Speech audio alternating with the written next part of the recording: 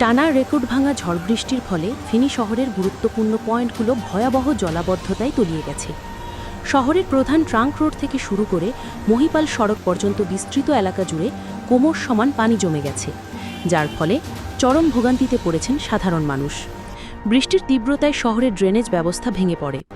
হঠাৎ করে পানি বাড়তে থাকায় অনেক মানুষ বাসাবাড়ি থেকে বের হতে পারছেন না, আবার অনেকে কর্মস্থলে পৌঁছাতে গিয়ে সমস্যায় পড়েছেন।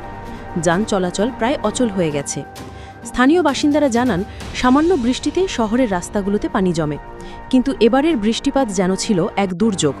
অনেকে উদ্বেগ প্রকাশ করছেন, সামনে হয়তো আবারও বন্যা পরিস্থিতি সৃষ্টি হতে পারে। আবহাওয়া অফিস জানিয়েছে, আগামী ২৪ ঘণ্টায় আরও ভারী বৃষ্টিপাতের আশঙ্কা রয়েছে, ফলে পরিস্থিতি আরও ভয়াবহ হতে পারে বলে আশঙ্কা করছেন স্থানীয় প্রশাসন ও জনসাধারণ। ফেনীবাসী মহান আল্লাহ তাআলার রহমতের জন্য প্রার্থনা করছেন, যাতে এই দুর্যোগ থেকে হেফাজত পান। আপনাদের যার যার অবস্থান থেকে সাবধানে থাকার অনুরোধ করা হচ্ছে।